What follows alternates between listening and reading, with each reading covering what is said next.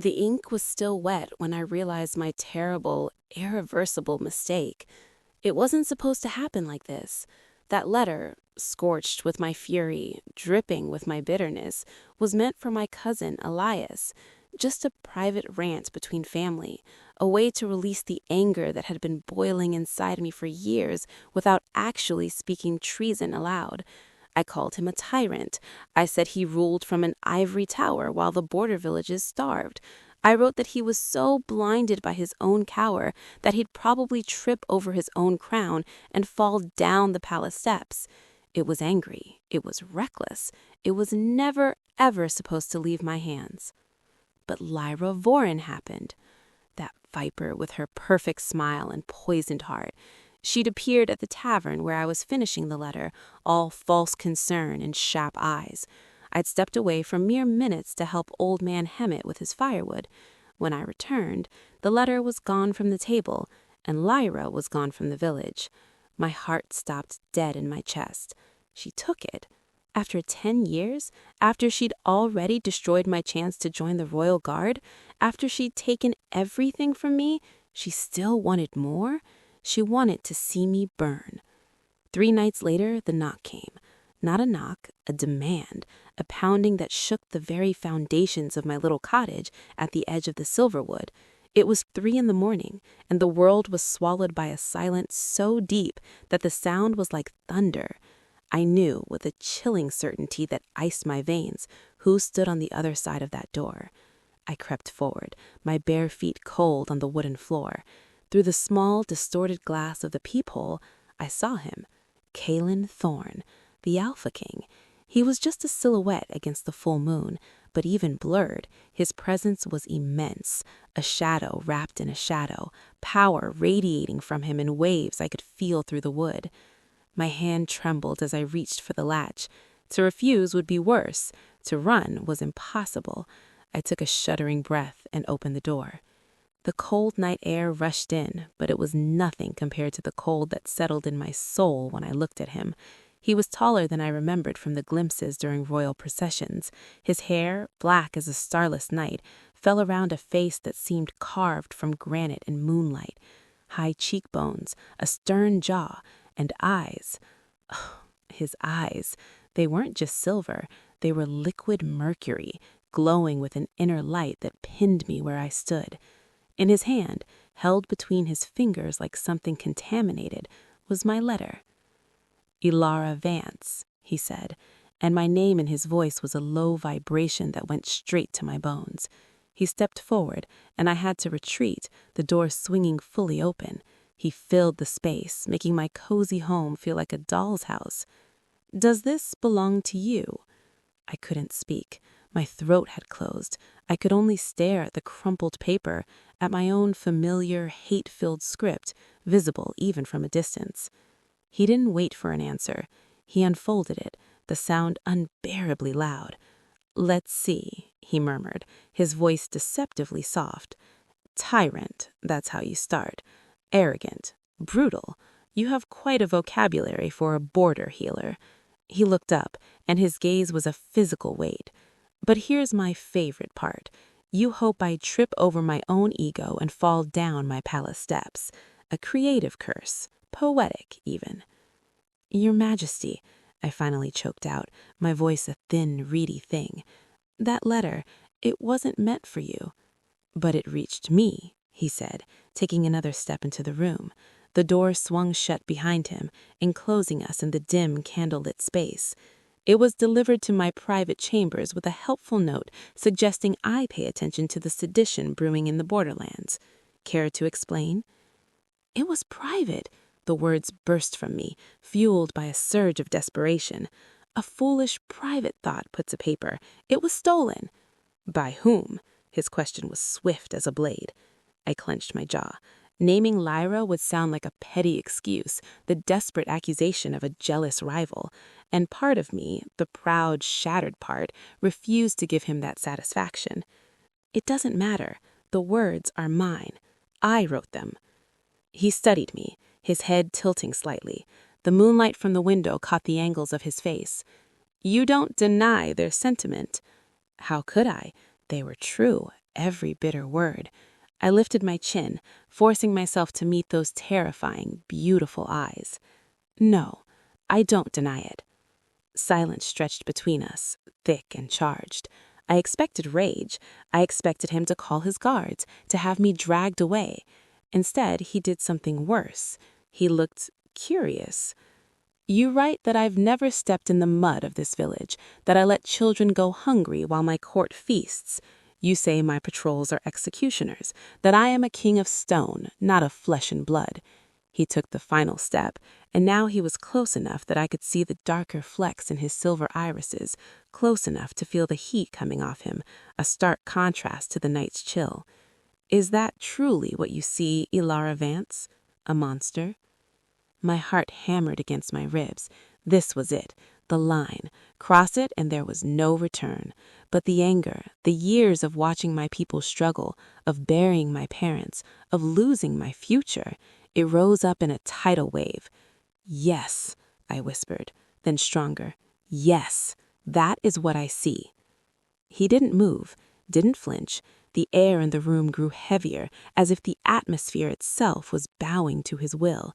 I braced for the blow, for the order, for the end. But it didn't come. He slowly refolded the letter, his movements deliberate. 10 years ago, he said, his voice dropping so low I had to strain to hear, a girl with silver hair and fire in her eyes fought in the trials. She was the best of her year. Then suddenly she wasn't. She fell ill. She failed. She vanished. His gaze lifted, spearing me. That was you. It wasn't a question. It was an indictment of a different kind. My past laid bare. The shame of that day, the dizziness, the weakness, the humiliation, it flooded back, hot and acidic. What of it? I deflected, my voice trembling. My father presided over the trials, Kaelin continued, as if I hadn't spoken. He said the weak had to be culled for the strength of the pack. I argued. For the first and last time I argued. With him. He said a future king could not show favor, could not show weakness. A shadow passed over his face, ancient and weary. He died 6 months later. The crown was heavier than I ever imagined, and the girl with silver hair was gone. I stared at him, stunned. He had argued for me? The prince had argued for a nobody from the borders? Why are you telling me this? I asked, confusion cutting through my fear. Because, he said, tucking the letter into his cloak, his hand on the door latch. He paused, his back to me. You are the first person in 10 years to speak to me without a filter, without fear, or perhaps with fear, but with honesty nonetheless. He turned to leave, his hand on the door latch. He paused, his broad back to me. The supplies that will arrive in your village tomorrow were already ordered. The healers were already assembled, but your letter, it arrived first. And then he was gone. The door closed with a soft click, leaving me alone in the sudden, overwhelming silence. I sank to the floor, my legs unable to hold me. My brother Arian's sleepy voice called from the back room. Ilara? Who was that? I pressed my mouth to my hand, stifling a sob of sheer, bewildered adrenaline. No one, Ari, I called back, my voice miraculously steady. Just the wind. But it wasn't the wind. It was a storm, and I had a terrifying feeling. It had only just begun to gather. Kaelin Thorne, the Alpha King, had looked at me not with the rage of a king insulted, but with the piercing focus of a hunter who had just found a scent he thought long lost. And he had my letter. The question that haunted me, that kept me awake until dawn, was simple and terrifying. What does a king do with someone who tells him the truth? The supplies came at dawn, not a trickle, but a flood. Wagons laden with grain, cured meats, woolens, and tools I hadn't seen since my father was alive. Royal healers in neat uniforms moved through the village with purpose, setting up a temporary infirmary. Children who usually had hollow looks in their eyes watched with open mouths as sweets were distributed. I stood in the doorway of my cottage, a shawl wrapped tight around my shoulders, and felt a confusing maelstrom of emotions. Gratitude, suspicion, dread. This was the direct result of my hateful words. Kalen was proving a point. But what point? That he was benevolent? Or that his reach was long and his responses unpredictable? Marin, the village's usual healer, found me, her face alight with awe. Ilara, can you believe it? They say there's more coming. Medicine, proper tools. They even asked about our specific needs. I forced a smile. It's wonderful. The words tasted like ash, because amidst the bustling activity, I saw the sideways glances from the royal guards overseeing the distribution. Their eyes lingered on me. They knew. Somehow, they knew the king's sudden charity was connected to the silver-haired woman in the small cottage. Lyra Voren was not among them, of course. She was back at the castle, no doubt savoring her revenge from a distance, believing she had orchestrated my demise. The irony was almost laughable. She had handed the king a weapon, and instead of striking me down, he seemed to be studying it. 3 days of strange, suspended peace followed. I went about my duties, tending my herb garden, helping the new royal healers where I could, avoiding the guards' eyes. Arian, my bright, fierce younger brother, was bursting with questions about the palace guards, their armor, their training. He didn't know about the letter. He only saw the hope, the excitement. I couldn't tarnish that. On the morning of the 4th day, the summons came. Not a guard, but a royal messenger on a horse that gleamed like polished obsidian. He dismounted before my cottage, his posture rigid, and held out a scroll sealed with black wax stamped with the royal wolf sigil. Ilara Vance, by order of Alpha King Kalen Thorne. My fingers were numb as I took it. I broke the seal, my eyes scanning the elegant, decisive script. Ilara, the aid has arrived, the healer's work, but a report is not a perspective. I require yours. Present yourself at the stronghold by sunset tomorrow. This is not a command from your king. It is a request from the man you accused of being blind. Come and show me what I cannot see from my tower. Do not refuse. I would dislike having to retrieve you myself. Kalen. No title, just his name. A request that was not a request. An invitation that felt like a carefully laid trap. My breath hitched. Going back there, to the stronghold, the place of my greatest humiliation, where Lyra Voren waited like a spider in a gilded web. Arian read the note over my shoulder, his young face pale. Ilara, you can't go. It's a trick.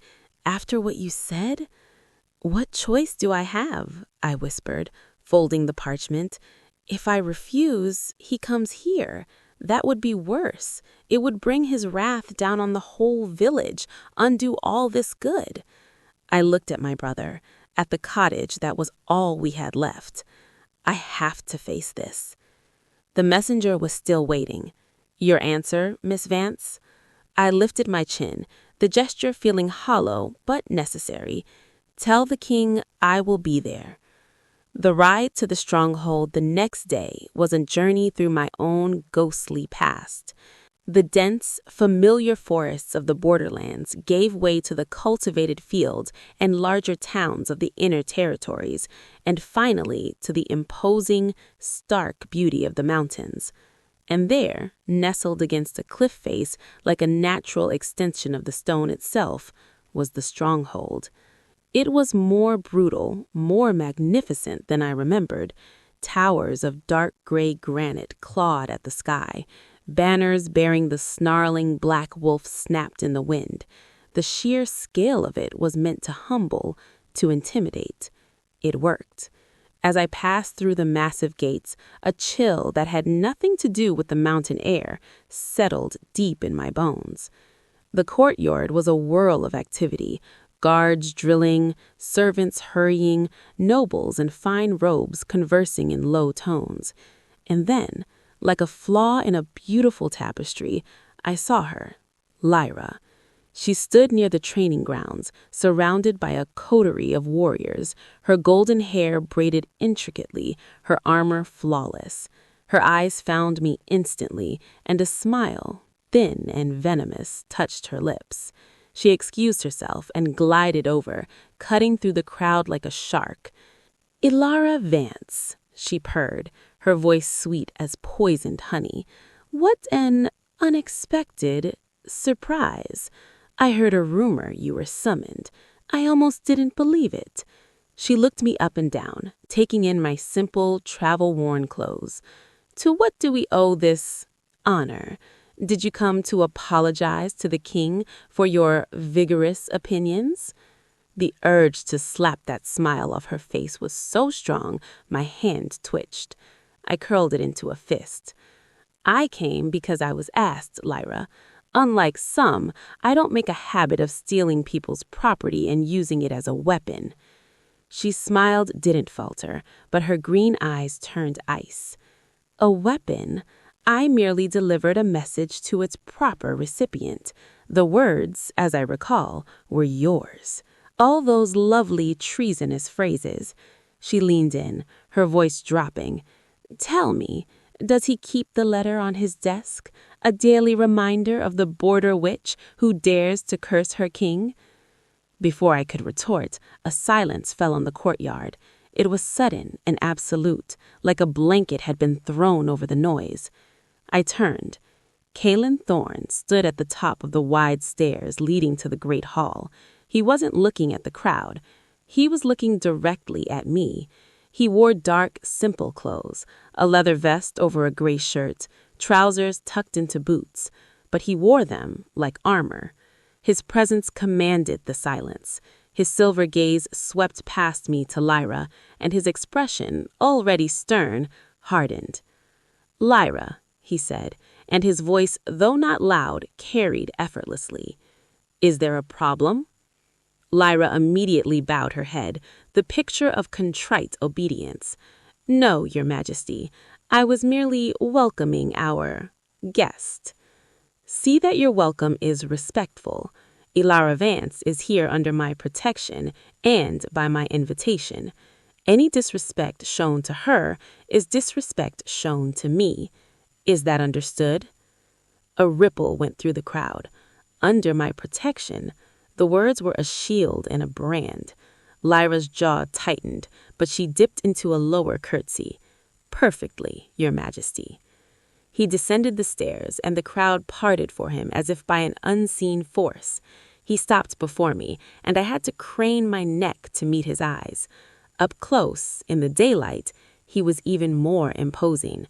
I could see faint lines of fatigue around his eyes, the slight tension in his shoulders that spoke of a perpetual, heavy weight. "You came," he said. It wasn't a greeting. It was an observation, tinged with what might have been surprise. "I asked, and you threatened to fetch me," I replied, echoing my words from the cottage, my voice thankfully steady. A flicker of something, amusement, crossed his features and was gone. "I dislike repeating myself. Come." He turned and started back up the stairs, expecting me to follow. I followed, painfully aware of hundreds of eyes on my back. The whispers began the moment we passed through the colossal doors of the great hall. The interior was cavernous, lit by massive torches and shafts of light from high, narrow windows. Tapestries depicting battles and legendary wolves adorned the walls. At the far end, on a raised dais, was the throne, a massive, austere seat of black stone and silver. But Caelan didn't lead me to the throne. He turned down a side corridor, away from the public eye. We walked in silence through stone passages that echoed with our footsteps. He finally stopped before a heavy oak door and pushed it open. It was a study, not a throne room. A large desk dominated the space, piled with maps and scrolls. Books filled shelves that reached the ceiling. A fire crackled in a hearth, giving the room a warmth the rest of the stronghold lacked. There was a window that looked out over the staggering drop of the mountain and the forests below. "Welcome to where the kingdom is actually run," Kalen said, moving to stand by the window, his back to me. "The throne is for show. This is for work." I stood just inside the door, unsure of what to do. "You said you wanted my perspective." "I do." He turned to face me, leaning against the windowsill. "Your letter was a list of failures, a catalog of my neglect. The supplies, the healers, that addresses the symptoms. I want to understand the disease. You said I rule from a distance, so bridge the distance for me, Ilara Vance. Tell me about the mud of your village." It was a test, a different kind of test than the trials. This one was more dangerous. I took a deep breath, pushing aside my fear and my lingering anger. This was for my people, for Arion, for every child who went to bed hungry. So I told him. I didn't speak in grand terms of policy or taxation. I spoke of old Hemet, whose hands shook too much to chop wood for the winter. I spoke of the Miller twins, who got sick every autumn because their roof leaked and the damp settled in their lungs. I told him of the patrols that came through like a winter gale, demanding tributes, taking the best of the hunt and leaving scraps, their commander turning a blind eye for a bribe. I spoke of the deep, simmering resentment, the feeling that the stronghold was a world away, a fortress that took and gave nothing back. I talked until my voice grew hoarse. Kalen listened. He didn't interrupt, he just listened, his silver eyes fixed on me with an intensity that was unnerving. When I finally finished, the room was quiet, except for the popping of the fire. "So," he said after a long moment, his voice thoughtful, "it's not just poverty, it's a fracture, a disconnect between the heart of the kingdom and its limbs, and the limbs are growing cold." Put that way, my angry rant sounded almost analytical. "Yes," I said simply. He pushed off the windowsill and walked to his desk, picking up a report. "This says the border villages are prosperous and loyal. It was signed by Commander Vorin, Lyra's father. The implication hung in the air. The corruption went high, high enough to blind the king with false reports. This wasn't just about me or my letter. This was about a rot within his own command. "What will you do?" I asked, the question escaping before I could stop it. He met my gaze. "First, I will verify, personally. Then I will cut out the rot." He said it with a chilling finality. He set the report down. "You will remain at the stronghold, Ilara." My heart stuttered. "What? Why? I've told you what I know." "Because you see clearly, and because you are not afraid to say what you see. This place," he gestured around the room, "is full of people who tell me what I think I want to hear. I need one person who will tell me what I need to hear. Consider it a temporary advisory position. A prisoner with a fancy title, that's what it was. But the look in his eyes wasn't one of a jailer. It was of a man stranded on an island, seeing a ship on the horizon.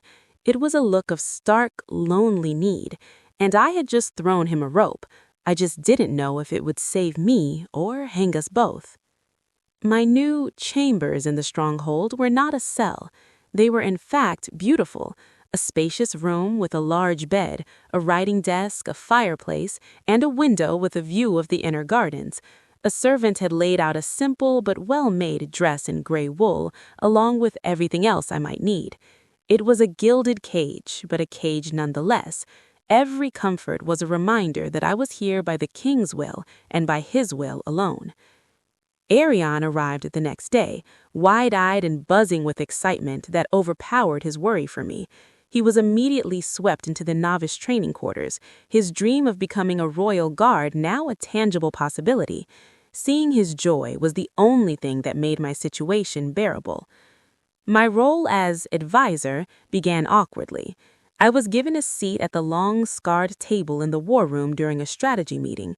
The men sitting there, grizzled commanders, shrewd elders, Lord Verthel with his permanently pinched expression, stared at me as if I were a strange insect that had crawled onto their maps. Lord Verthel was the first to voice the collective disbelief. "Your Majesty, with respect, the borderlands are matter of patrol schedules and resource allocation, not feminine sentiment." Kalen, at the head of the table, didn't look up from the map he was studying. Miss Vance's sentiment, as you call it, just exposed a corruption in our supply lines that your reports failed to mention for 3 years, Verthel. She stays. She speaks. You will listen. The finality in his tone silenced further protest. When the discussion turned to the increased skirmishes on the eastern border, I listened quietly. They spoke of troop movements, of rival pack tactics, of alliances. It was all abstract, like moving pieces on a board. "Forgive me," I found myself saying. The room went quiet. "But you're talking about the Blackwood region. The villages there, they're not just points on a map. They're built in the valleys for a reason, shelter from the northern winds. If you move troops along the ridgelines here," I pointed to a path on the map, "you'll be seen for miles, and you'll trample the wild thyme fields. That's their primary medicine for lung fever. Take that, and a harsh winter will do more damage than any rival pack." Commander Vorin, Lyra's father, a man with a face like aged leather and cold eyes, scoffed. "We are discussing military strategy, girl, not herbology." Kalen's finger tapped the map on the ridgeline I'd indicated. "She's discussing survival, which is the foundation of any strategy." He looked at his commanders. "Reroute the patrols through the lower passes and ensure the thyme fields are protected. Is that clear?" It was a small victory, but a profound one. The king had listened. He had changed a command based on my words. The looks around the table shifted from disdain to wary calculation. I was no longer just an oddity. I was a variable, a power. Lyra, of course, was waiting for me after the meeting. She fell into step beside me in the corridor, her smile brittle. "Well, aren't you the little shadow queen?" whispering in the king's ear. "How does it feel, Ilara, to have the power you always wanted handed to you because he pities the poor sick girl from the borders?" I kept walking. "It's not about power, Lyra. It's about people not starving, a concept I'm sure is foreign to you." She grabbed my arm, her fingers digging in. "Don't pretend to be noble. You want him. You always did. Even when we were children, you looked at Prince Kalen like he hung the moon. Now you think you can have him, a common healer with a traitor's tongue?" She leaned closer, her voice a venomous whisper. "The moon gathering is in 6 weeks. He must choose a Luna. Tradition demands it. The elders expect it. He will choose a partner who strengthens the kingdom, not a sentimental fancy. When he stands before the entire realm, he will choose blood. He will choose legacy. He will choose me." She released me and strode away, her back straight with absolute conviction. Her words struck a deep, hidden chord of fear I hadn't wanted to acknowledge. The moon gathering, the ancient ceremony where the Alpha King publicly claimed his mate, the Luna. It was politics, theater, and brutal tradition all in one. Lyra was right. She was the obvious, traditional choice. Commander's daughter, proven warrior, unblemished lineage. What was I? A complication, a voice of dissent, a memory. That evening, a servant brought another note to my chambers. "Walk with me in the gardens. Sunset. K." The king's private gardens were a walled sanctuary of order amidst the stronghold's darkness. Neat rows of medicinal herbs I recognized, night-blooming flowers and ancient twisting trees. Kalen was waiting by a stone bench, once again in simple clothes. He looked less like a king and more like a restless scholar. "You were right about the time," he said without preamble as I approached. "The scouts confirmed the fields are extensive, vital." "I know my land," I said softly, looking at the familiar plants around us. "That's what I need," he said, his gaze intense. "Someone who knows the land, not just the maps. The reports from the eastern border, they're conflicting. Vorin's men say the attacks are random banditry. My own scouts hint at something more organized, something targeting not just supplies, but knowledge. Healers have gone missing, storytellers." A chill that had nothing to do with the evening air crept down my spine. That's not banditry. That's a strategy. To break a people's spirit, you take their history and their healers, you make them forget who they are and leave them to die of curable ills." He nodded grimly. My thoughts exactly. But Warren dismisses it, says the scouts are alarmists.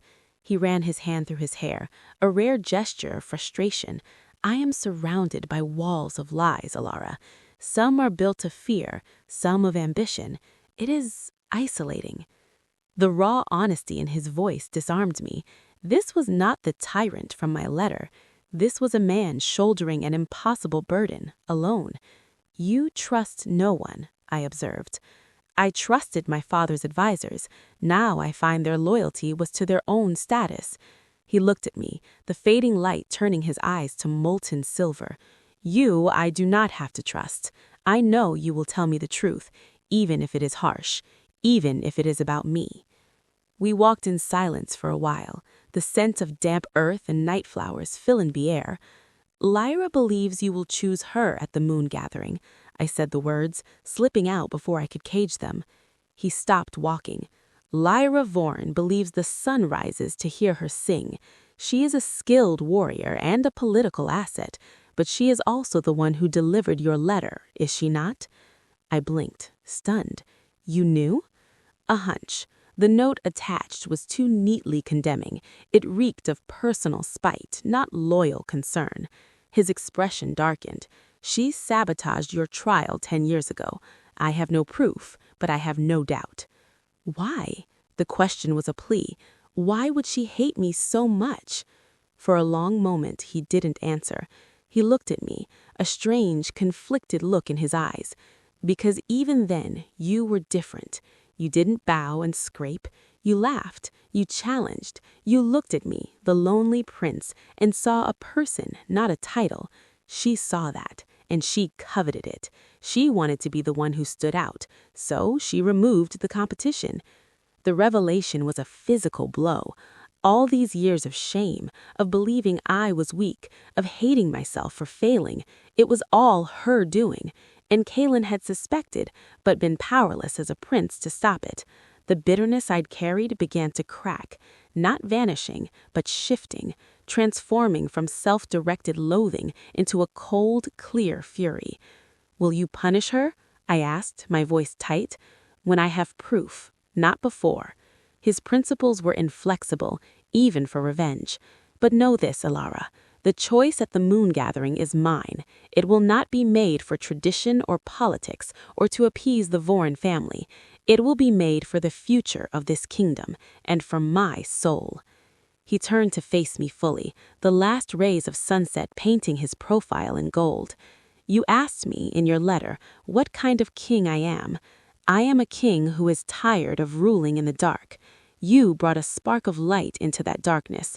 Do not ask me to extinguish it now." He didn't touch me. He didn't say anything else that could be construed as romantic.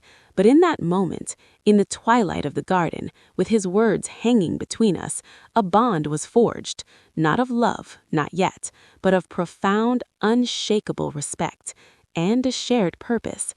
As I returned to my chambers, my mind was a whirlwind. The enemy was no longer just a cruel rival. It was a web of corruption that reached into the king's own council. Lyra and her father were at the center of it, and Kaylin was preparing to tear it all down, with me at his side. But in the shadows, the Vorins would not go quietly. They had already shown they would steal, lie, and sabotage to get what they wanted. What would they do when they realized the king's new advisor, the common girl from the borders, was not just a temporary distraction, but a direct threat to their power? The gilded cage of the stronghold no longer felt just like a prison. It felt like the eye of a coming storm, and I was standing right in the center of it. The days settled into a strange, tense rhythm. Mornings were spent in the archives, cross-referencing old supply logs with Commander Vorin's reports, with the meticulous help of a few scribes Kaylin trusted implicitly. Afternoons, I often walked the gardens with the king, discussing everything from crop rotations in the south to the ancient ballads of the northern wolves. We never spoke of the moon gathering again, but its approach was a silent clock ticking in the background of every conversation. Arion was thriving in training, his natural agility and quick mind earning him the respect of his instructors and the sneering attention of Lyra, who often oversaw the novice drills. I watched from a balcony one afternoon, my heart in my throat, as she corrected his stance with a sharp blow of her practice sword that was harder than necessary. Arion stumbled, but got back up, his jaw set. He didn't look at me. He was determined to prove himself without my protection. The proof against the Vorens was mounting, but it was all paper, ledgers, reports, orders signed by the commander.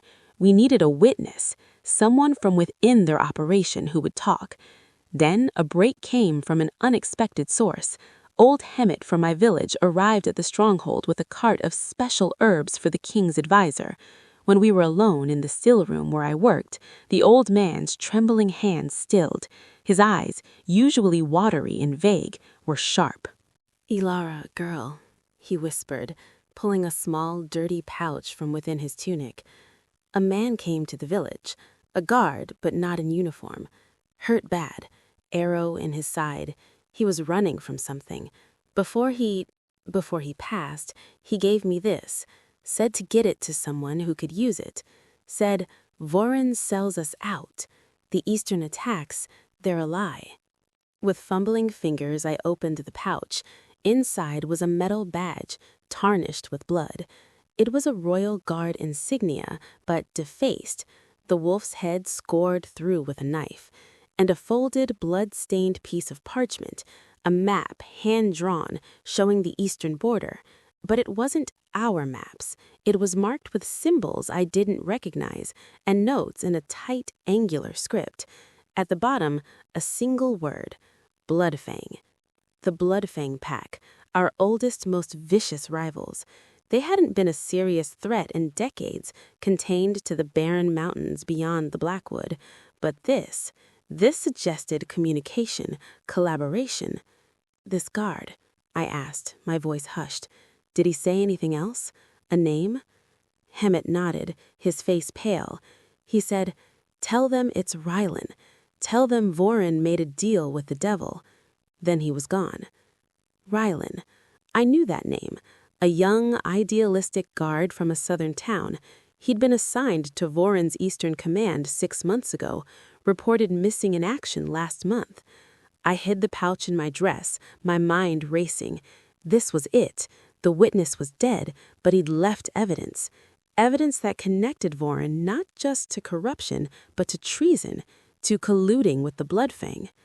That night, under the guise of reviewing herb inventories, I went to Kalen's study. He was alone, as I'd hoped. The fire was low, casting long shadows. I placed the pouch on his desk without a word. He opened it, his face impassive as he examined the badge and the map. As he read the word Bloodfang, a storm gathered in his eyes. The air in the room seemed to grow colder, heavier. "Where did you get this?" His voice was dangerously quiet. I told him about Hemet, about the dying guard named Rylan. Kalen listened, his fist clenching on the desk so tightly the wood groaned. "Voren," he said, the name a curse. "He's not just lining his pockets, he's carving up my kingdom to sell to the Bloodfang. The skirmishes are a cover. They're clearing villages, creating a buffer zone for them, and he's getting paid for every league of territory they gain." He looked at the map, his finger tracing a route.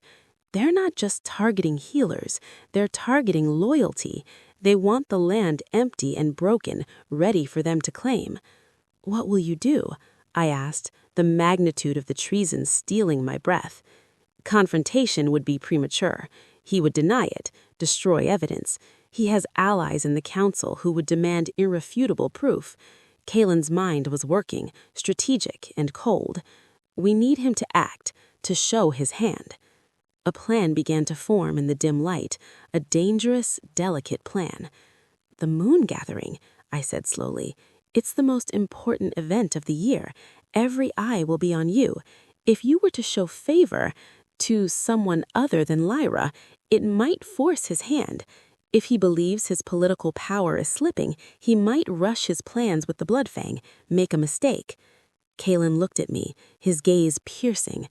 You're suggesting I use the gathering as bait to provoke a traitor to reveal himself? It's a risk, to you, to the kingdom's stability. Stability built on a traitor's foundation is no stability at all. He stood, pacing before the fire. You are right. The gathering is the key. But the favor shown cannot be to you, Ilara. That would make you the target. Vorin would see you eliminated before the ceremony even ended. The cold certainty in his voice made me shudder. Then to whom? He stopped pacing, a grim determination settling on his features. We will let rumor do the work. Let whispers suggest I am considering a union with the Silvermane clan from the northern reaches, an alliance that would bring immense military power and cut off Vorin's northern support. He will see it as a direct threat. He will have to move before the alliance is sealed. It was brilliant and terrifying. We were playing a game of wolves and crowns with the kingdom as the prize. And what is my role? Your role, he said, turning to me, is to be my eyes where I cannot look. The Vorins will be watching me, studying my every move. But you are the quiet healer, the king's peculiar pet project. They will underestimate you. I need you to listen. In the gardens, in the halls, in the healing wards. Listen for the whispers that don't belong. Watch for the messages that pass in shadows. He was asking me to be a spy in my own gilded cage. The danger was immense, but the alternative, letting Vorin and the Bloodfang carve up the kingdom, leaving villages like mine to die, was unthinkable. I'll do it, I said, my voice firm. He nodded, a look of profound gratitude mixed with concern in his eyes. Be careful, Ilara. Trust no one, not even the guards who smile at you. The rot may go deeper than we know. For the next week, I became a ghost in the stronghold. I listened, I watched. I noted which guards seemed too well paid for their station, which servants were unusually interested in the king's schedule. I saw Lyra watching me, her gaze calculating, but no longer merely spiteful. It was assessing, as if she were trying to decipher a puzzle. Then, 3 nights before the moon gathering, I saw it.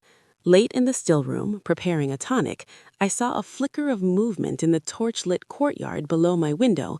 2 figures, cloaked, meeting in the deep shadow of the armory. One was tall, broad-shouldered, Commander Vorin. The other was smaller, wiry, and moved with a feral grace that was not of our people. The smaller figure handed Vorin a scroll. Vorin handed back a heavy pouch that clinked with the sound of coin. Then the smaller figure melted into the darkness, towards the postern gate that led to the mountain paths. The Bloodfang messenger. My heart hammered against my ribs. This was it, the proof happening right before my eyes. But I was too far away. I couldn't hear.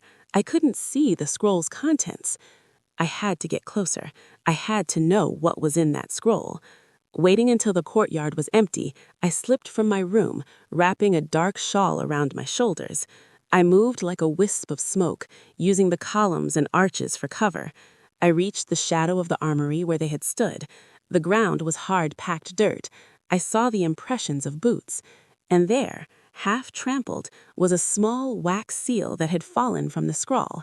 It was red, stamped not with a wolf, but with a set of snarling, bloody fangs. I pocketed the seal, my fingers trembling. As I turned to leave, a hand clamped over my mouth from behind, and an arm like an iron bar locked around my waist, lifting me off my feet. "Quiet, little spy," a rough voice hissed in my ear. The smell of leather and cheap ale filled my nostrils. It was one of Vorin's personal guards. "The commander thought you might be snooping. Let's take a walk, shall we? Somewhere we won't be disturbed." Panic, pure and icy, shot through me. I struggled, but he was too strong. He began to drag me backwards, away from the lit courtyard, towards the dark, unused storage tunnels that ran beneath the stronghold's foundations. No one went down there. No one would hear me scream. My mind erased. Arion was asleep in the novice quarters. Kalen was in his chambers. No one knew I was here. I was on my own. As the guards shifted his grip to open a heavy, rusted door that led into the black maw of the tunnels, I did the only thing I could think of. I stopped fighting. I went limp in his arms, a dead weight. He grunted, caught off balance. "None of that now," he muttered, adjusting his hold. In that split second of distraction, I moved. I drove my elbow back with all my strength into the soft spot below his ribs. He gasped, his grip loosening. I twisted, raking my nails down his face. He roared in pain and backhanded me, a blinding explosion of light in my vision. I stumbled, tasting blood, but I was free. I didn't think. I ran, not back to the light, but deeper into the darkness of the tunnels. I knew these mountains. Darkness could be a friend. I heard him curse and give chase, his footsteps pounding behind me. The tunnels were a labyrinth, cold and damp, smelling of mold and old stone. I ran blindly, my breath sobbing in my chest. I took turns at random, hoping to lose him. My shoulder slammed into a rough wall, and I bit back a cry. I could still hear him, getting closer. He knew these tunnels better than I did. Ahead, I saw a sliver of faint, silvery light, a crack in the tunnel wall, leading outside. It was narrow, too narrow for the guard. I scrambled towards it, squeezing my body into the gap. Stone tore at my dress and skin. I pushed, wriggling through with a desperate, frantic energy. I tumbled out onto a rocky ledge on the mountainside, the cold night air a shock. I was on the outer face of the stronghold, hundreds of feet above the jagged rocks below. The guard's furious face appeared in the crack, but his shoulders were too broad. He snarled, reaching an arm through, fingers grasping at empty air. "You're dead, witch. He'll find you. You hear me? Dead." I didn't wait. I began to climb. Not down, that was suicide. I climbed sideways, along a narrow, treacherous goat path I remembered from childhood stories. The wind whipped at me, threatening to pluck me from the cliff face. My fingers were numb, my feet slipped on loose scree, but I kept moving, driven by pure animal terror. I didn't know where the path led. I didn't know if I would survive the night, but clutched in my bleeding hand, pressed against my pounding heart, was the red wax seal of the Bloodfang. I had the proof. Now I just had to live long enough to deliver it. The mountain path was a treacherous memory and instinct. I moved by feel more than sight, the moon my only guide. The guard's shouts faded behind me, swallowed by the vast, indifferent night. Every scrape of my boots, every dislodged pebble sounded like a thunderclap in the silence. My cheek throbbed where he'd struck me, and a coppery taste of blood lingered in my mouth. I had to get to Kalen, but returning through the stronghold was suicide.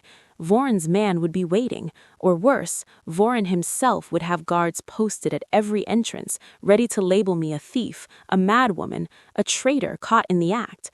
My mind raced, shivering from cold and fear. There was one way, one secret known only to the children who had grown up within these walls decades ago, a forgotten drainage culvert that emerged near the royal kennels. If it was still clear, I followed the path until it began to descend behind a shoulder of the mountain, out of sight of the stronghold's walls. The going was slower here, the darkness deeper. I slipped, crying out as my knee slammed into sharp rock. Pain shot up my leg, but I forced myself up, gritting my teeth. I could not stop. Stopping meant freezing or being found. After an eternity of stumbling progress, I found it. A dark, low opening half hidden by thorny brambles, smelling of damp and earth. It was even smaller than I remembered. Taking a deep, shivering breath, I got on my hands and knees and crawled into the absolute blackness. The tunnel was narrow, wet, and terrifying. The sound of my own frantic breathing echoed back at me. I inched forward, one hand outstretched, the other clenched around the Bloodfang seal.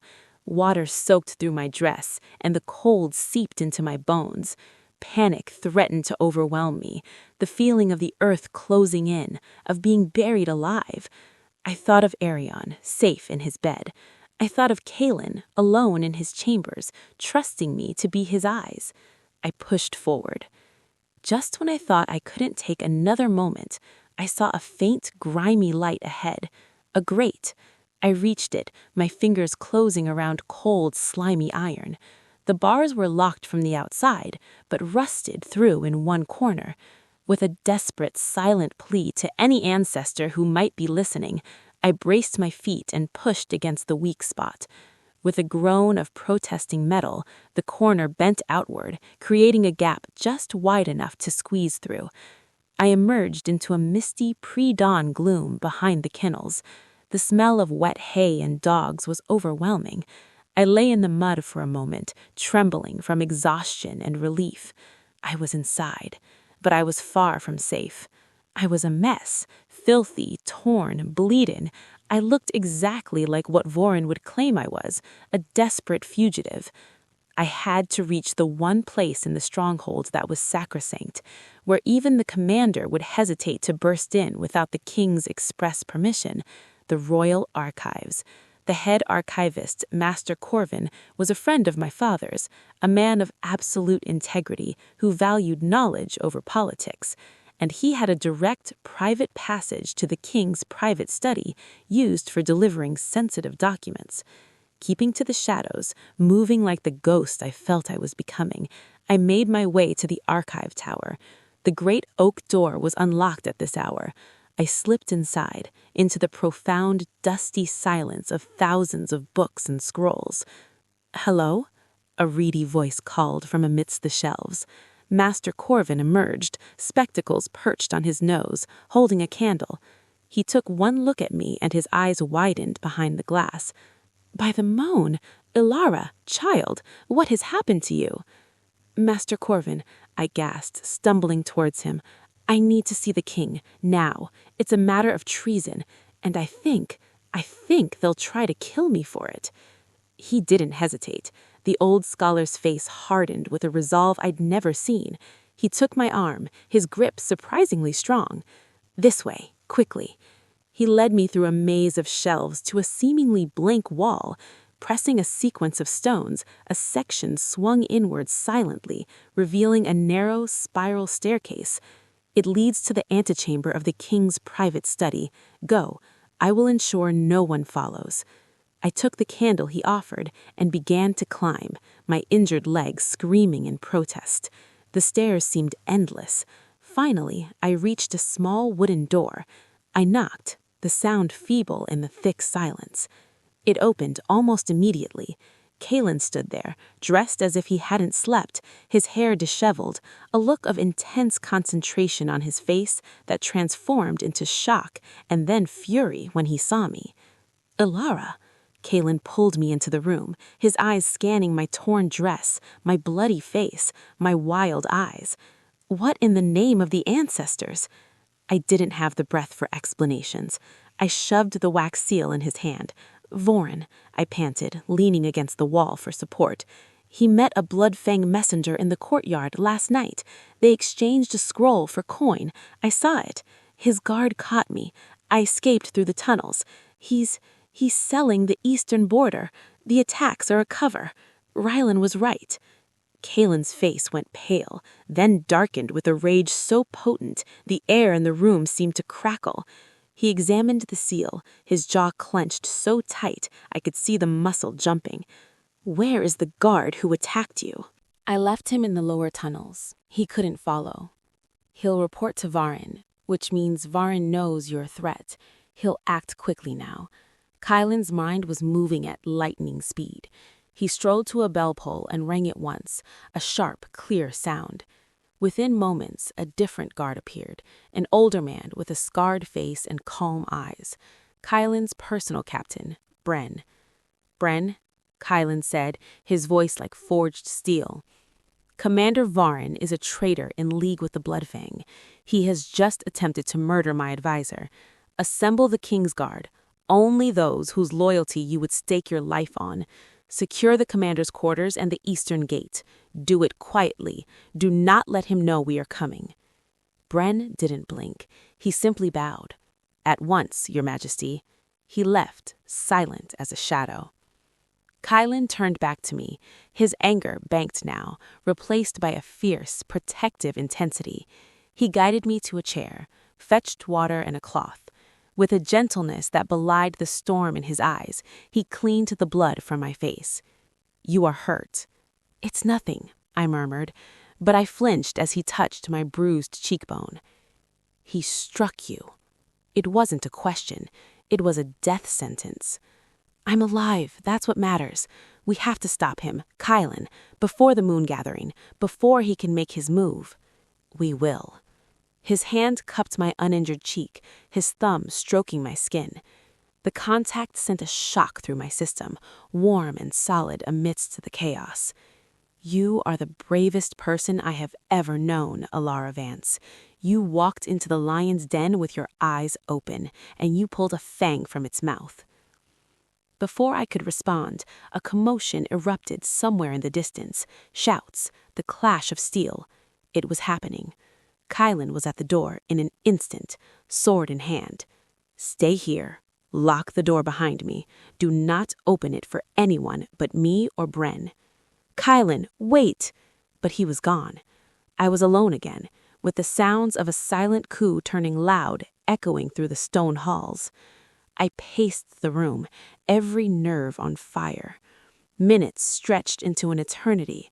I heard running footsteps, more shouts, then a terrible, ringing silence. Finally, a knock, a specific pattern, Bren's signal. I unlocked the door. Bren stood there, his armor spattered with blood that was not his own. "It is done, my lady. The commander resisted. He is dead. Most of his loyalists have been subdued. We captured the captain of the Eastern Gates trying to flee with this." He handed me a scroll. It was the one from the Bloodfang messenger. I unrolled it. It was a treaty. A map of the Eastern territories divided. Varen's signature was at the bottom, alongside the bloody paw-print seal of the Bloodfang Alpha. Treason, in ink and blood. "And Lyra?" I asked, my voice hollow. Bren's expression tightened. "She was not in her quarters. She has disappeared." My blood ran cold. Lyra was not one to flee. She was one to plot, to wait, to strike from the shadows. Her father was dead, her power base shattered. She had nothing left to lose, and she blamed me for all of it. Kylan returned then, his face grim, his knuckles white around his sword hilt. "The stronghold is secure. The council has been summoned. They will see the evidence at dawn." He looked at me, saw my fear in his eyes. "Lyra." I nodded. "She's out there." "She is one woman, without allies, without resources," Bren said, though he didn't sound convinced. "You don't know her," I whispered. "Her greatest resource is her hate, and she has a lifetime supply, all directed at me." Kylan came to stand before me, his hands on my shoulders, his grip firm, anchoring. "You are safe, Alara. You have done a great service to this kingdom today, more than you know."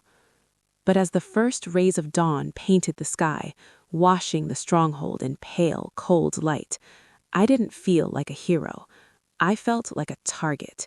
We had cut the head off the snake, but the fangs were still out there, somewhere in the dark, dripping with venom and waiting to strike. The moon gathering was in 2 days, and the shadows, I knew, had never been deeper. The stronghold, in the wake of Varen's fall, was a place of stark contrasts. Publicly, there was shocked silence, then a wave of official proclamations exposing the commander's treason. The evidence, the treaty, the Bloodfang seal, and the testimony of the captured gate captain was undeniable. The council, pale and shaken, ratified Kylan's actions. Lords who had dined with Varen days before now loudly denounced him. The political landscape had been scorched clean. Privately, it was a fortress on high alert. Bren's men were everywhere. The search for Lyra was relentless but fruitless. It was as if the mountains had swallowed her. Her disappearance was a cold stone in my stomach, a constant low-grade dread. I was moved to more secure chambers adjacent to the king's own quarters, a move that sparked a new wave of whispers. The border healer sleeps near the king? What does it mean? The speculation about the moon gathering was now a roaring fire. With Lyra gone, the traditional choice was removed. Who would the Alpha King choose? Kaelin himself was a study in controlled intensity. He spent hours with his commanders, reorganizing the eastern defenses, planning a decisive strike against the Bloodfang now that their inside man was gone. But in the quiet moments, in his study with me, the weight of it all showed in the new lines around his eyes. "The gathering is tomorrow night," he said the evening before, staring into the fire. "It must go forward. The people need the ritual, the certainty, especially now." "And will you choose Aluna?" I asked, the question hanging between us like a crystal goblet, fragile and clear. He turned his silver gaze on me. "A king must have a partner, a true partner, not a political accessory. I watched my parents. My mother was chosen for her lineage. They respected each other, but they were lonely together. I will not repeat that." He took a step closer. "The gathering is about declaring a bond before the moon and the people, but the bond itself, that is not forged in a single night. It is forged in trust, in shared purpose, in seeing the darkest parts of someone and choosing to stand in the light with them anyway." His words were not a declaration of love. They were something more solid, more terrifying in its permanence. They were a definition of the bond he sought. And with every fiber of my being, I knew I wanted to be worthy of that definition, not because he was king, but because he was Kaelin, the lonely boy, the burdened man, the leader who listened. "I want that too," I said softly, the admission feeling like stepping off a cliff. "But the people, the elders, they expect a queen from a great family." "Then they will have to learn that greatness is not only found in bloodlines," he said, his voice gaining strength. "It is found in courage, in compassion, in a heart that beats for the whole pack, not just the privileged few." He reached out, his fingers hesitating just before touching my hand. "Ilara, I cannot make this choice for you. The life of Aluna, it is not a soft one. It is a life of duty, of scrutiny, of constant sacrifice. You would be giving up the quiet peace of your cottage forever." I looked at our hands, so close yet not touching. I thought of my village, of Arian's bright future, of the healers now working in the borderlands, of the corrupt patrols being replaced. I thought of the difference one voice, heard by the right ears, could make. My cottage was never truly peaceful. It was a place of waiting, of surviving. This feels like living, like making a difference. And if I can do that by your side, then it is no sacrifice at all. It is a privilege. For a long, breathless moment, he just looked at me, his eyes searching mine. Then he did something that stole my breath. He took my hand, not in a kingly grasp, but gently, his calloused fingers intertwining with mine. It was a simple touch, but it felt like a vow, a promise of partnership, of equality. A spark traveled up my arm, warm and shocking, and the wolf within me, usually a quiet presence, stirred with a deep, resonant hum of recognition. No words were needed. The understanding was complete. But the world outside our bubble of understanding had other plans. Later that night, as I prepared for bed, a soft scratching came at my balcony door. Not the main door, the balcony that overlooked the sheer drop of the mountain. My heart leapt into my throat. Only one person would come that way. I approached slowly, a heavy candlestick in my hand. I pulled the curtain aside. Lyra stood on the other side of the glass, pressed against a stone balustrade. She looked like a wild thing, her golden hair matted, her fine clothes torn and stained, but her eyes burned with a feverish, unholy light. She held up a single finger to her lips, then pointed at the door latch. Every instinct screamed to call the guards, but something in her desperate, feral expression held me. She was alone. She was broken, and she knew something. Cautiously, I unlocked the door and opened it a crack, the cold wind whipping in. "What do you want, Lyra?" "Not so loud, cousin," she hissed, though we were no kin. Her smile was a ghastly slash in her pale face. "I come with a gift, a warning. You have no gifts I want. Oh, but this one you need." Her voice dropped to a whisper. "My father was a fool. He thought he could deal with the Bloodfang, but he was just a tool. The real plan, it's much bigger, and it doesn't end with him." A chill that had nothing to do with the wind gripped me. "What plan?" "The Gathering," she whispered, her eyes glittering. "All the great families, all the alphas of the allied packs, the entire court, all gathered in one place, a perfect glittering target.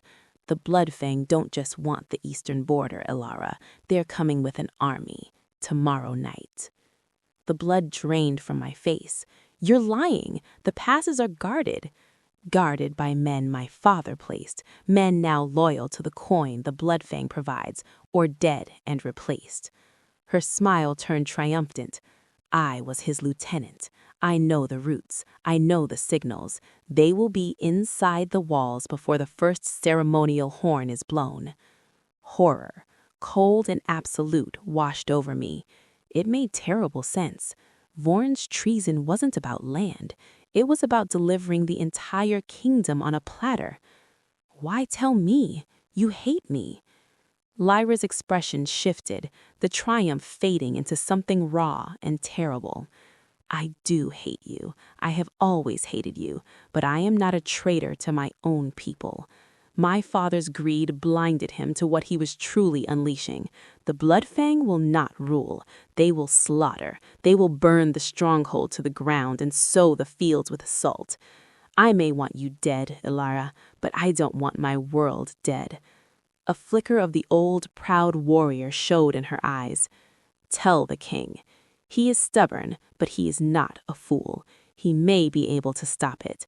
Consider it my last act of service to the crown." Before I could respond, she melted back into the shadows of the balcony and was gone, swallowed by the night.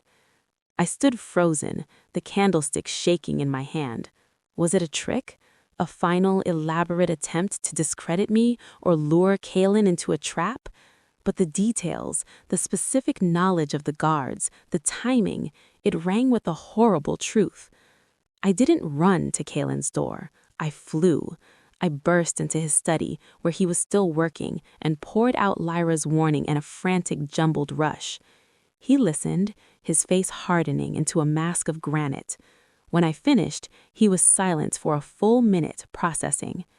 "It is a sound strategy from their perspective," he said, his voice deadly calm. "Decapitate the leadership in one stroke, create chaos. Their army would roll over a leaderless kingdom." "You believe her?" "I believe the strategic logic, and I believe Lyra's hatred for the Bloodfang would override her hatred for you if she believes they will destroy everything she values." He stood, the decision made. "The Gathering will proceed." "What? Kaelin, no, it's a trap." "It is our only advantage," he said, his eyes gleaming with a fierce, battle-ready light. "They expect us to be complacent, celebrating. They expect a soft target. We will give them a celebration, but behind the masks and music, we will be an army waiting in ambush. We turn their trap against them." He called for Bren and began issuing orders in a low, rapid stream. Troops were to be pulled back from obvious defensive positions and hidden within the stronghold itself. The ceremonial guards would be his most veteran warriors in polished armor. Signals were changed. Archers would be positioned on the rooftops. The non-combatants, the elderly, the children, would be quietly moved to the deepest, most secure vaults. It was a gamble of breathtaking audacity, to let the enemy think they were succeeding, to let them inside the very heart of his power, and then to spring the jaws shut. As dawn broke on the day of the moon gathering, the stronghold was a hive of silent, hidden activity. The festive decorations went up, silver streamers, white flowers, thousands of candles. Musicians practiced, but beneath the merriment, the air thrummed with a different kind of tension, the calm before the storm. Kalen found me as servants were helping me into the dress he had sent for the gathering, a gown of moonlight silver, simple and stark, with a high neck and long sleeves. It felt like armor. "Stay close to me tonight," he said, his hand resting briefly on my shoulder. "No matter what happens, do not leave my side." "I'm not helpless," I said, though my heart was a frantic bird in my chest. "I know you're not. That's why I need you where I can see you." He looked at me, and in his eyes I saw not just a king preparing for battle, but a man afraid for someone he cared for deeply. "When this night is over," he said, his voice a low promise, "we will have our gathering on our own terms." He left to don his own formal attire, the obsidian crown, the black cloak with silver fur, the ceremonial sword. I looked at my reflection, the silver dress, the determined set of my jaw, the faint bruise still visible on my cheek. I was no longer Ilara Vance, the border healer. I was not yet a Luna. I was something in between, a woman who written an angry letter and set in motion a chain of events that would decide the fate of a kingdom. Tonight, under the full moon, there would be no claiming ceremony. There would be a war, and I would stand beside my king, not as a prize to be won, but as a partner in the fight. The sun dipped below the mountains. The first stars appeared. The guests began to arrive, their laughter and music floating up to the high windows, a beautiful, deceptive melody. The trap was set. The wolf was at the door, and we were ready. The great hall was transformed. 1,000 candles blazed, reflecting off silver ornaments and the jewels of the assembled nobility. The air was thick with the scent of night-blooming jasmine and roasted meats. Musicians played a complex, ancient melody meant to honor the moon. Laughter and conversation swirled around the room, a glittering, oblivious sea. I stood beside Kalen on the raised dais, though not on the throne itself. He had placed me at his right hand, a position of clear significance that had every eye in the room flicking to me, then away, then back again. Whispers rustled like dry leaves. The advisor, the commoner, what does it mean? I wore the silver gown like a second skin, my back straight, my expression calm. Inside, every nerve was a live wire. My eyes weren't on the nobles or the finery. They scanned the edges of the room, the shadowed archways, the high balconies. I looked for the wrong flicker of shadow, the face that didn't belong, the guard whose stance was too tense. Kalen was a statue of regal composure. He greeted his guests, exchanged pleasantries with the visiting alphas from allied packs, his smile never reaching his watchful silver eyes. He played his part perfectly, the confident king on a night of celebration. But I saw the slight tension in his shoulders, the way his fingers would briefly curl and uncurl at his side. He was a wolf on a scent, poised to spring. The ceremonial part of the evening began. The elders, led by Master Corvin in his formal robes, processed to the center of the hall. The music softened to a reverent hum. The ancient chalice of unity was brought forth, a simple stone cup, etched with runes no one could fully read anymore. Elder Corvin raised his hands. Under the eye of the full moon, symbol of our unity and strength, we gather to honor the bonds that tie us, the bond of pack, the bond of kingdom, and the bonds of Alpha and Luna, the hearts of our people. This was the moment when, in a normal gathering, Kalen would step forward and name his chosen. Every head turned towards him, expectation palpable. Kalen did step forward, but he did not speak a name. He took the chalice from Corvin. His voice, when he spoke, was not loud, but it carried to the farthest corner of the hall with absolute clarity. "We honor bonds tonight," he said, his gaze sweeping the crowd. "But a bond is not a ceremony, it is not a title. It is forged in shared truth, in shared sacrifice, in the unwavering choice to stand together even in darkness." He paused, his eyes finding mine for a brief, searing second before returning to his people. "This kingdom has faced darkness, the darkness of corruption from within, the darkness of betrayal. That darkness sought to extinguish our light tonight." A ripple of confusion went through the crowd. Murmurs grew. "But we are not candles to be snuffed out." Kalen's voice grew stronger, ringing off the stone. "We are the forge, and tonight we will use that darkness to temper our steel." It was the signal. As if his words had broken a spell, the sounds from outside changed. The distant, festive music was cut by a sharp, guttural horn blast, not ours, then another, and then the first scream, quickly stifled, from the direction of the main gates. Chaos erupted, but it was controlled chaos on our part. The guests at the edges of the room, the younger, lesser nobles, shed their finery in moments, revealing armor beneath. They drew swords, forming a protective ring around the non-combatants in the center. Bren appeared at the main doors, his face a grim mask, giving a sharp nod to Kalen. They were here. The Bloodfang had taken the bait. Kalen handed the chalice back to Corvin. "Get everyone to the inner vault, now." His voice was a whip-crack of command. The elders began shepherding the shocked, crying nobility towards the rear passages.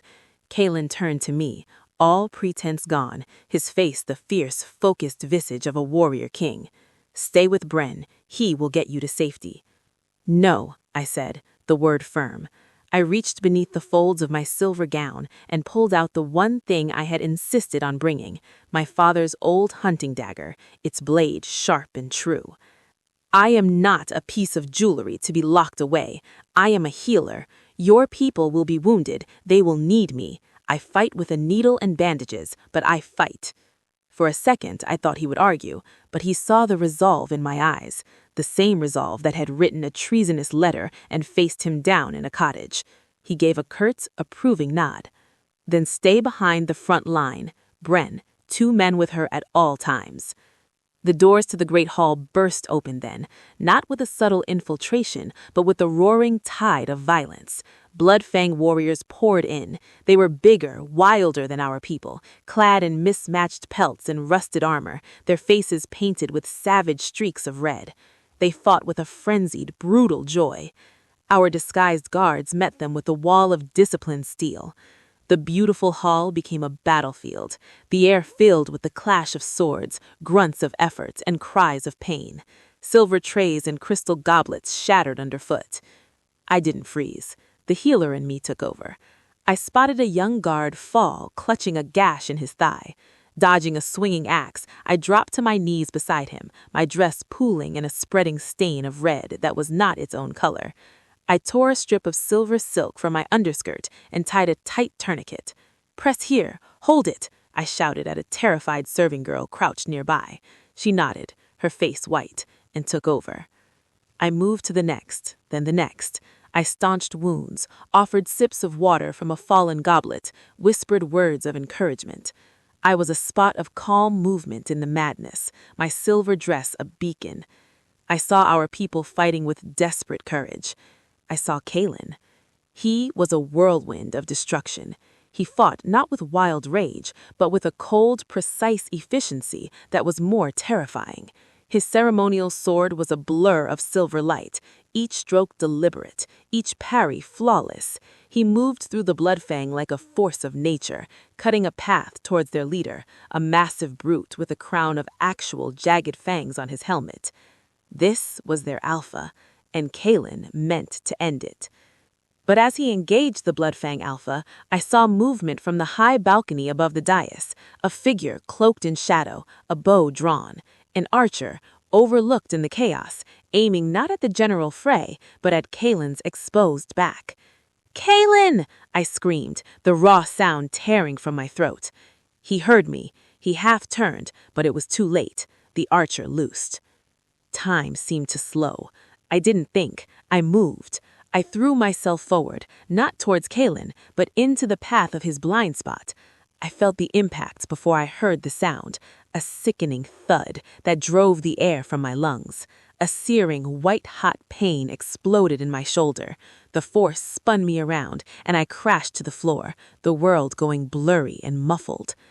I heard a roar, not of pain, but of pure, unadulterated fury. It was Kalen's voice, but distorted, raw with a power that shook the very stones. Through swimming vision, I saw him dispatch the Bloodfang Alpha with a single, brutal stroke, then looked to the balcony.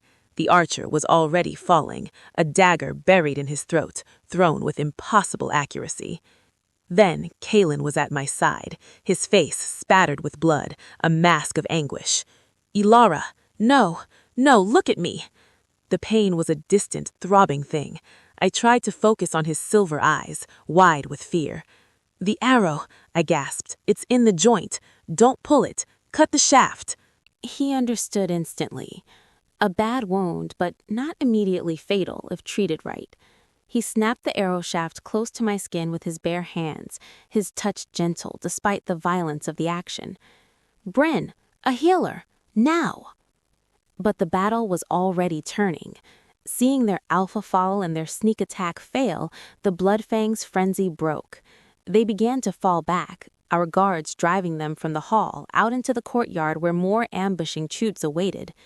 Bren was there, his face grim. "The day is ours, Majesty. They're routed." His eyes fell on me, filled with concern. Kalen gathered me into his arms as carefully as if I were made of glass, ignoring the blood that soaked his fine clothes. "The royal healer, my chambers, now." He carried me from the hall, away from the carnage, his steps swift and sure. I faded in and out, the pain a relentless tide. I was aware of being laid on soft bedding, of skilled hands cutting away my dress, of Kalen's voice, low and steady, giving orders, then pleading. "Save her. You must save her." Then the sharp sting of a poultice, the bitter taste of medicine on my tongue, and the blessed numbing embrace of a healing sleep pulling me under. The last thing I felt was his hand, warm and solid, holding mine. And the last thing I heard, a whisper meant for my ears alone, was his voice, stripped bare of all kingship, filled with a terrifying, wonderful vulnerability. "Stay with me, Ilara, my light, my truth, my heart. Please stay." The darkness took me, but his words were a tether, holding me fast to the world, to him. The battle was won, but my own fight, the fight for life, had just begun. I surfaced from the darkness like a diver from deep water, breaking through layers of pain and fog. The first sensation was the throbbing, fiery ache in my shoulder. The second was warmth, a large, calloused hand enveloping mine. I opened my eyes. I was in a vast, canopied bed in a room I didn't recognize, spacious, sparsely furnished with heavy dark wood, a fire crackling in a massive hearth. Daylight streamed through a tall window, and sitting in a chair pulled close to the bedside, his head bowed, his dark hair falling forward, was Kalen. He still wore the clothes from the night before, now ruined with blood and grime. He looked exhausted, shadows like bruises under his eyes, but his grip on my hand was firm and alive. "Kalen?" I whispered, my voice a dry rasp. His head snapped up, his silver eyes, bloodshot and weary, locked onto mine, and a wave of such profound relief washed over his face that it stole my breath. "Ilara." He said my name like a prayer. He brought my hand to his lips, pressing a kiss to my knuckles, a gesture so tender it made my heart ache. "You're awake. Thank the ancestors." What happened? I tried to sit up, but a sharp lance of pain made me gasp. "Don't move," he said, his voice gentle but firm. He reached for a cup of water on the bedside table and helped me drink. "The arrowhead is out. The healer says you were lucky, it missed the major vessels, but you lost a lot of blood. You need to rest." "The battle? The Bloodfang?" "Destroyed. he said, a flicker of the fierce king returning to his eyes. Their force inside the walls was annihilated. Their troops they had waiting in the passes were ambushed by our men. Their alpha is dead. The threat is over. He paused, his thumb stroking the back of my hand. Because of you, Elara. Your warning, your courage. You saved my life, Elara. I just saw the archer. You put yourself in the path of the arrow, he said, his voice rough with emotion. You could have been killed. So could you. I held his gaze. A kingdom needs its king. He shook his head slowly, his expression one of awe and something deeper, something that made my pulse stutter. It needs its heart more. And you have become the heart of this kingdom, not through birth, but through action, through sacrifice. We were silent for a long moment. The intimacy of the room, of his closeness, was overwhelming. "Where is Arion?" I asked, fear spiking. "Safe. He fought bravely in the courtyard. A minor cut on his arm, nothing more. He's been pacing outside this door for hours. I'll let him in soon." A ghost of a smile touched my lips. "He threatened to duel me if I didn't let you see you." That sounded like my brother. The relief made me weak. "And Lyra?" Kaylin's smile vanished. Gone. We found no sign of her. She delivered her warning and disappeared into the mountains. Perhaps she fled the kingdom. Perhaps the Bloodfang found her first. We may never know. I thought of her, that last desperate look on the balcony. She had saved us in her own twisted way. I felt no triumph, only a hollow sadness for the warrior she could have been. A soft knock came at the door. The royal healer, an elderly woman with kind eyes, entered to check my bandages and change the poultice. Kaylin reluctantly released my hand to give her space, but he didn't leave the room. He stood by the window, watching the healer's every move with the focus of a strategist assessing a battlefield. When the healer was done and had left with instructions for broth and rest, Kaylin returned to the chair. He didn't take my hand again, but he leaned forward, his elbows on his knees, his gaze intense. "The gathering was interrupted," he said quietly. "The ceremony was not completed, but my choice was made long before last night. It was made in a cottage in the borderlands when a woman with eyes like a winter sky called me a tyrant and made me want to be a better man. It was solidified in a garden and in a study and on a battlefield." My breath caught. This was it. The moment. "Elara Vance," he said, his voice low and solemn, filled with a reverence that brought tears to my eyes. "The moon has witnessed your courage, your wisdom, and your heart. The people have seen you fight for them, bleed for them. I have seen your soul. I do not ask you to be my Luna because it is tradition or because it is expected. I ask you because I cannot imagine building the future of this kingdom with anyone else at my side. I ask you because my Wolt has chosen yours and my heart has chosen you. Will you bind your life to mine? Will you be my partner, my equal, my queen?" The tears spilled over then, tracking warm paths down my cheeks. This was not a political proposal. It was a vow, a recognition of everything we'd been through, of the bond forged in truth and tested in fire. There were no grand promises of easy happiness. He was offering a lifetime of duty, of challenge, of standing together against whatever storms came. And it was the most beautiful, terrifying, perfect thing I'd ever been offered. I tried to speak, but my throat was too tight. I nodded, a quick, sure movement. "Yes," I finally managed, my voice thick with emotion. "Yes, Kaylin, I will." The relief and joy that broke across his face was like the sun emerging from behind a storm cloud. He leaned forward, his forehead gently touching mine, a gesture of pure, tender connection that was more intimate than any kiss. "Then rest, my heart. Heal. We have a kingdom to rebuild. Together." He stayed until I fell asleep again, his presence a solid, comforting anchor. When I woke next, it was evening. Arion was there, his young face pale with worry, chattering nervously about the battle and scolding me for being reckless, until he finally broke down and hugged me carefully, his shoulders shaking. the future King's Guard crying over his sister. News of my acceptance, of the king's intention, spread through the stronghold like wildfire. The reaction was not unanimous, but it was vastly different than it would have been a month ago. The story of the border healer who exposed treason and took an arrow for her king was already becoming legend.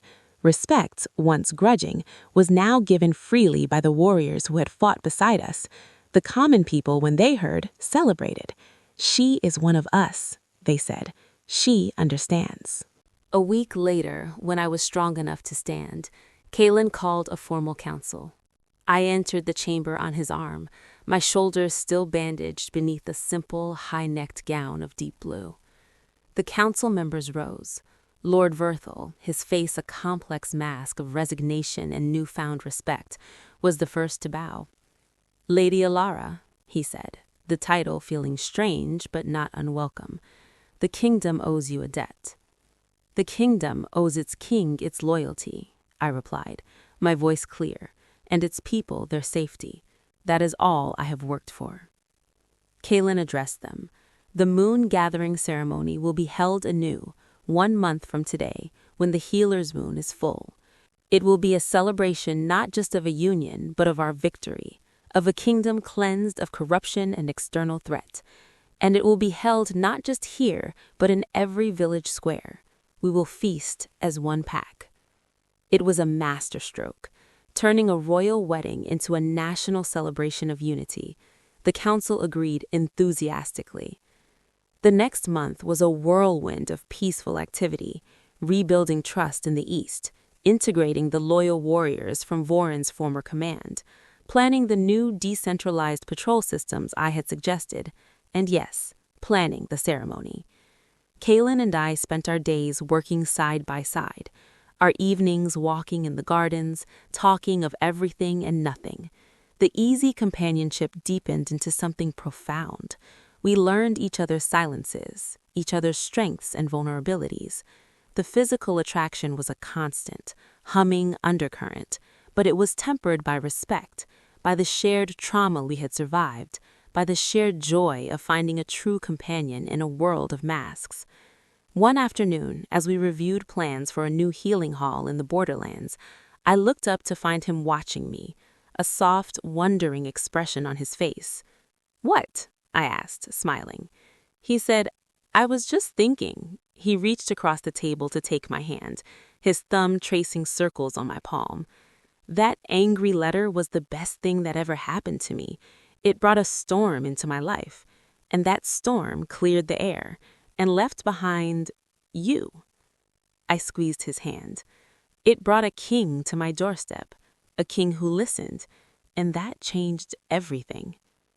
We had paid a price for this peace, in blood, in pain, in trust broken and rebuilt. But as I sat there, my hand in his, looking at the plans for a better future we had drawn together, I knew it was a price worth paying. The darkness had been faced, the truth had been told, and now, under the gentle light of the healer's moon, we would begin anew. The month passed in a blur of purposeful activity. My shoulder healed, leaving a scar I would carry always, a silver crescent, the healer said, like a tiny moon, a permanent reminder of the night the kingdom's fate turned. I wore it not as a mark of weakness, but as a badge of the choice I had made. The stronghold hummed with a different energy. The fear and suspicion were gone, replaced by a determined, hopeful bustle. Repairs were made to the great hall, not to erase the memory of the battle, but to transform it. The new stonework was stronger. The banners that hung were woven with symbols of unity, the royal wolf intertwined with sheaves of wheat and healing herbs. In the borderlands, the changes were even more profound. The corrupt patrols were gone, replaced by units that included local hunters and healers who knew the land. The new healing halls, funded from the treasury recovered from Voron's hidden coffers, began to rise. My village, once forgotten, now had a proper school and a stocked granary. Old Hemetz was appointed keeper of the new communal herb garden, his hands steadier than they'd been in years. Arian thrived. His bravery in the battle had earned him a permanent place in the King's Guard training program. He wore his novice uniform with a pride that made my heart swell.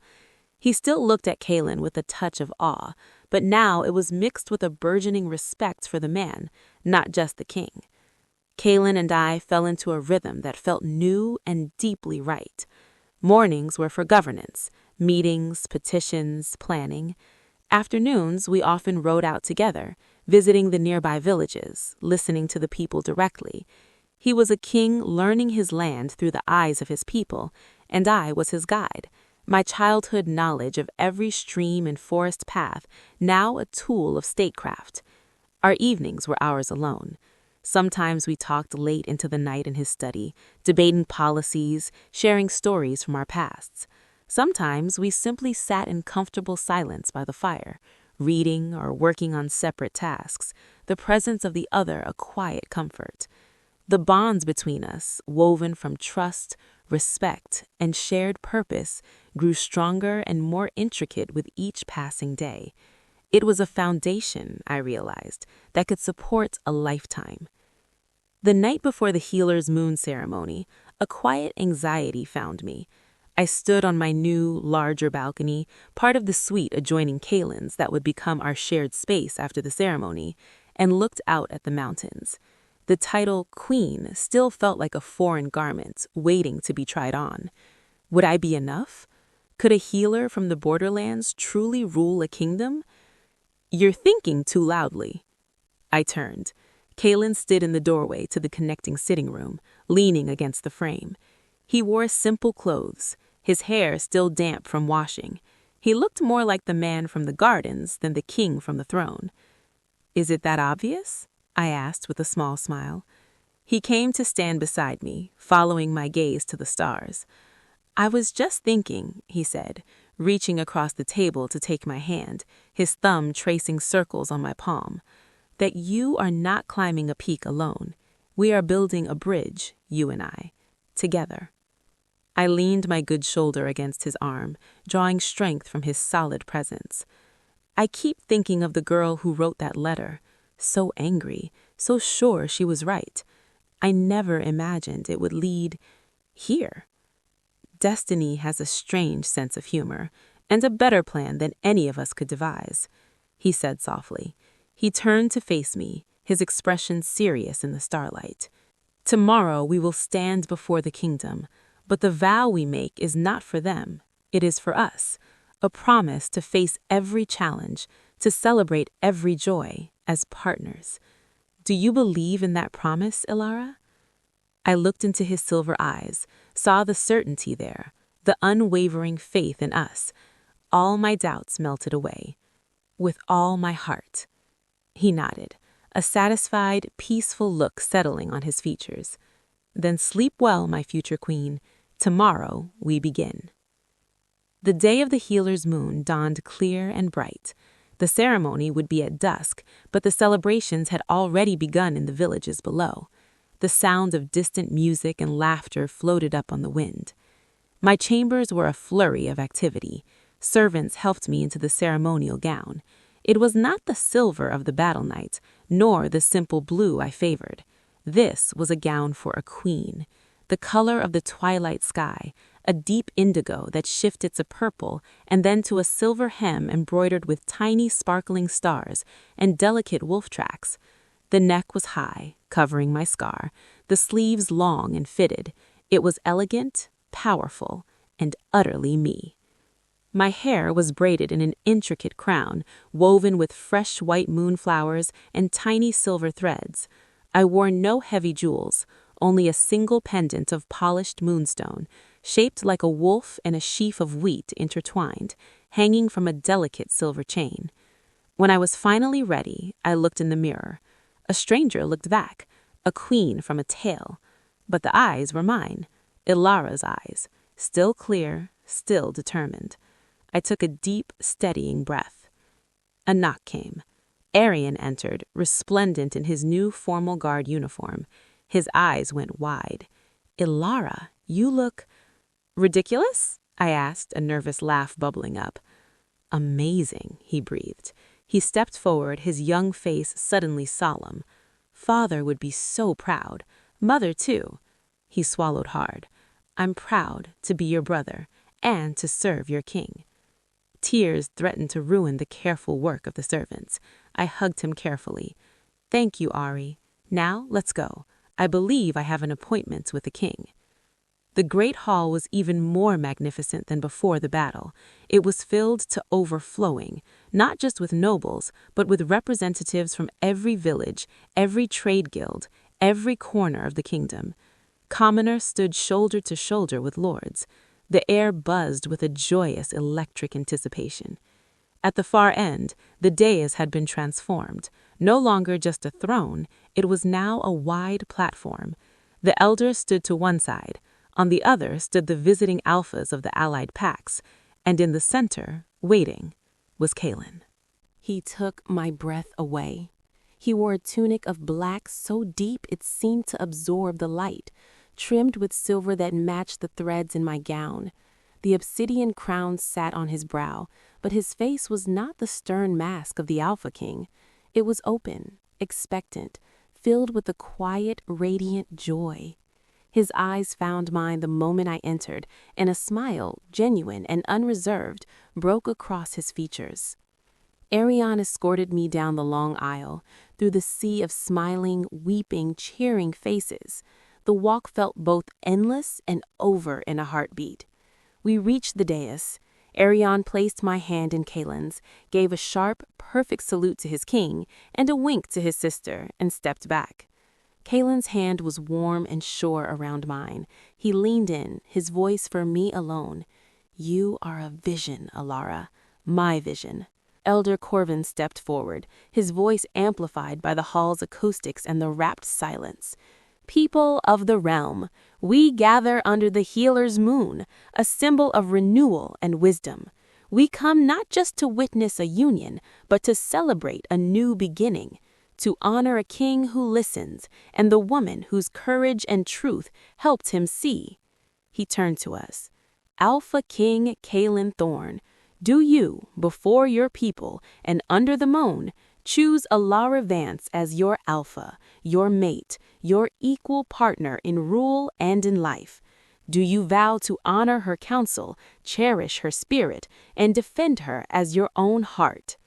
Kalen's voice rang out, clear and strong, without hesitation.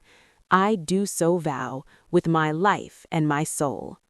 Alara Vance, Corbin continued, his eyes kind, do you, before the people and under the moon, choose Kalen Thorn as your alpha, your mate, your equal partner in rule and in life? Do you vow to offer your wisdom, share your strength, and stand beside him through all the days to come? I looked at Kalen, at the love and certainty shining in his eyes. My voice, when it came, was steady and carried to the very back of the hall. I do so vow, with my life and my soul. Then, by the power of the moon and the will of the people, let the bond be witnessed and sealed. This was the moment, the claiming. But it was not to be a bite, not a mark of possession. Kalen had devised a new rite, one that honored our journey. A small brazier was brought forth, holding a single pure white candle. Kalen took my left hand, and I took his right. Together we held our linked hands over the flame, not touching it, letting the shared warmth wash over our skin. The fire of truth, Kalen said, his eyes locked on mine. The warmth of shared purpose, I responded. The light that guides our path, we said together. Then, from a pouch at his belt, Kalen produced 2 simple silver bands, not crowns, rings. He slid one onto my finger. I slid the other onto his.